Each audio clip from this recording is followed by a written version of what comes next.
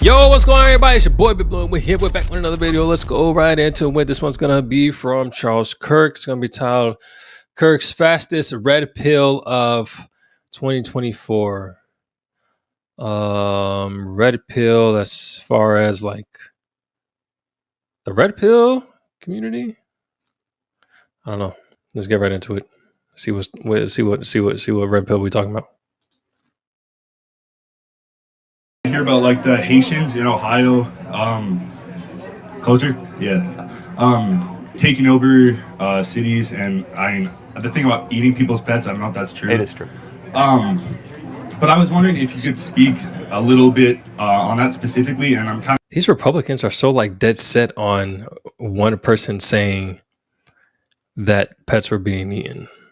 I've been looking at so many information about this. I still only recall there's only one incident of somebody claiming that a pet was eaten, and turns out that both people that said this were incorrect. The lady that initially started this whole thing said that she just did it for laughs and giggles or whatever, and it blew up. And then the person that even told her that her cat was missing, that maybe it was the Haitians, she says that the cat was in the basement. These two information has been confirmed. I don't know anybody else that said that their pet was actually eaten. As far as the cat situation, the video, that was an American woman in Canton, Ohio. And as far as the black dude that was walking with the geese, I've been told that that was a Haitian in Columbus. I've also been told that he actually works for the city and trying to transport the geese to another location. And apparently you got to hold them by the neck for whatever reason. So the whole pet thing, Republicans, I don't know. Let's keep going. Sorry, stop being upset. This whole thing is starting to get ridiculous. kind of torn on the election. So if you could also speak on if we have more instances like that in the future, if Kamala Harris gets voted. Yeah, it's a great. First of all, thank you for coming up to the mic. And I want to try to win you over as a liberal for Donald Trump. So you're going to give me a chance, okay? I will, sir. All right, okay. That is a true open mind. So I appreciate that. Number one, we have accepted 5% of the Haitian population in this country in the last couple of years. I have nothing against Haitians. I know some Haitians. We can all agree when you accept 5% of any country's population, in addition to all the other mass migration we have, it's too much, it's unsustainable, and a government must start from this core premise. It must have an obligation to fulfill a better life for its own citizens before it opens its border to non-citizens. It's a very, very basic, fundamental thing. And as I said earlier, and that's honestly the root of it all. Take care of everybody inside. Even if it's not everybody inside, take care of a lot of people on the inside before you take care of the people outside, to the point where they're getting way more advances, way more benefits than the people inside. That's literally the bottom of it all. It's literally the bottom of it all. For all these people that are poor immigration and stuff like that, I would like how would they feel if they were just like, all right, we have all these immigrants here and they need shelter, so they're gonna live with you. They just randomly, they just show up at your door and they got a court order paper saying that, hey, they're staying with you until further notice. Y'all okay with that? Yeah. Everybody's good with that, because it's easy to say, oh yes, bring them in. Everybody needs to have, safety and all that stuff. But then when they start getting into your business and in your territory, that's when you're gonna find out. And as the Haitians would say, walk on George. See here, messing around. Let's keep going. everybody in this audience is seeing their future worse off than their parents for the first time since George Washington. That's a big deal. Usually, at least kids are as good, if not better, than their parents, and we have that broken. As far as Donald Trump goes. George Washington? George Bush? I don't know. There are three things I want you to think about when voting for Trump. Number one, home ownership. I imagine you want to own a home sometime in your life, right? Yes, sir. All right. In order to own a home, you would have to make $125,000 a year right now just to be able to get the mortgage. That doesn't count your medical expenses, your student debt expenses, your credit card expenses. When Trump was president, it was $75,000 a year. We were building millions of new homes. Incomes were going up. Why is it that the housing prices have gone up so much? Because Kamala Harris and Joe Biden have spent $6 to $7 trillion of unnecessary federal spending, flooded the zone with these trillions of dollars, which have inflated asset prices. Number two, as a liberal, I imagine you don't like war, right? You don't like endless war. Under Donald Trump, it was the first president in 40 years where we had no new wars. No Iraq war, no Syrian war, no Russian-Ukraine war. Under Joe Biden and Kamala Harris, we have the Russian-Ukrainian war that we've spent $250 billion on. We have the terrible situation in Israel and Gaza. I'm very pro-Israel. We can all agree, though, not a good situation there, right? Not favorable. It's just bad. A lot of human suffering, not good to witness. Under Donald Trump, none of that happened. In fact, he brought peace to the Middle East. We had the Abraham Accords, and we had a stable international circumstance. The final thing is the border. Under Donald Trump, the southern border was the most secure it was in American history, with border crossings at an all-time low. Under Kamala Harris, 10 million people have come across the southern border into this country. We have no idea who they are. They're coming into our communities. Crime is increasing. They're eating ducks and geese and cats in Springfield, Ohio. And that's just like a silly example. It's totally true, by the way. Why? Yeah, go ahead. Why? When I looked it up, because the reason I'm asking you is because there's a lot of misinformation. I feel like because when I first heard about your side of the story is what I heard, and then after that, I was hearing that there's no proof of that. So why is that? Well, there is proof. I mean, we have tons of video I could show you of residents saying that my cat was taken by a Haitian yesterday morning and was grilled on an open fire.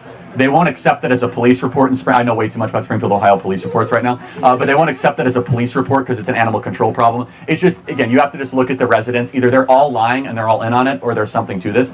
I'm not asking you to vote for Trump based on, cats being kidnapped and grilled and barbecued. I am saying, though, that it begs a question of, can we sustain 10 million people? I want you guys to understand how many 10 million people is. We have 10 million illegals that have come to the country, which is the population of New Jersey. Okay, that is an unsustainable amount.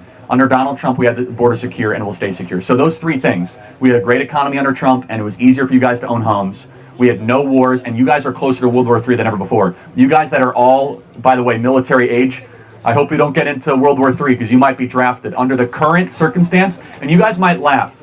But think about who is endorsing Kamala Harris.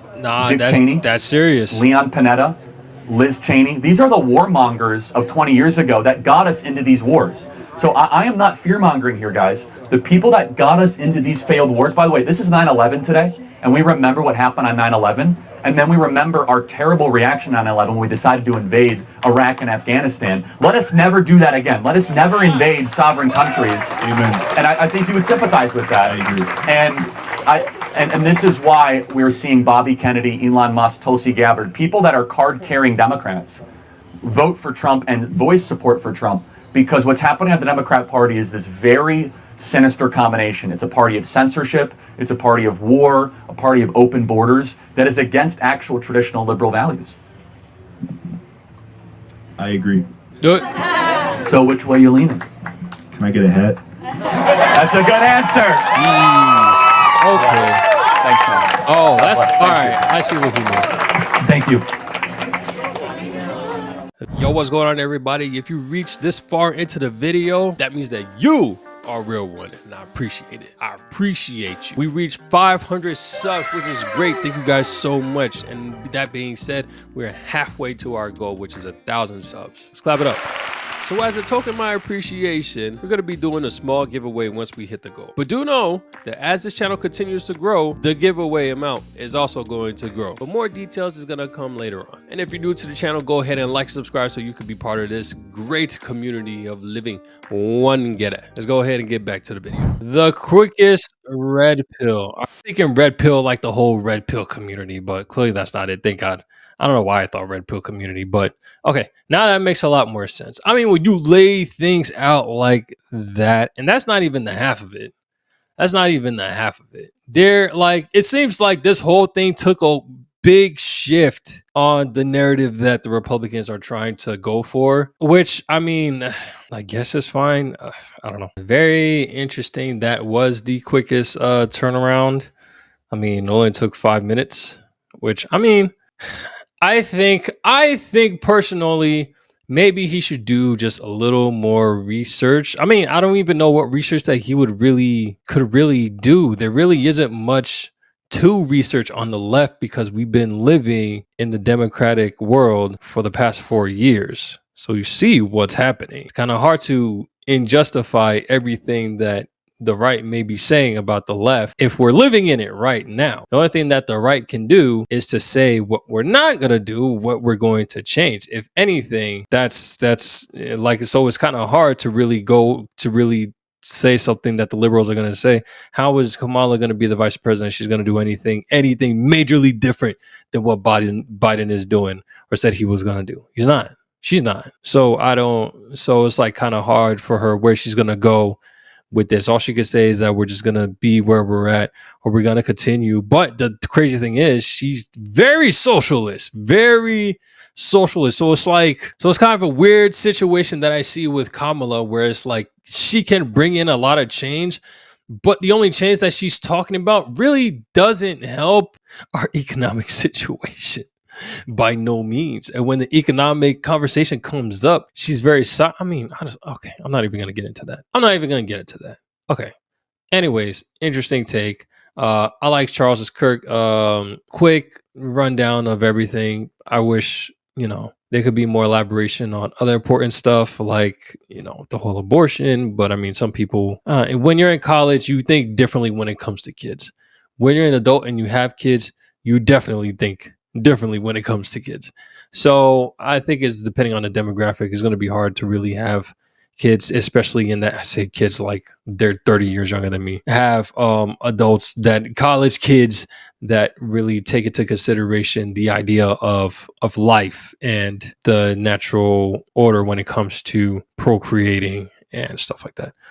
Interesting video as always. If you guys like the video, go ahead and hit that like button, and if you want to see more my videos every time when they come out, go ahead and hit that bell. If you're new to the channel, go ahead and subscribe. I will catch you on the next one. Take it easy. Peace.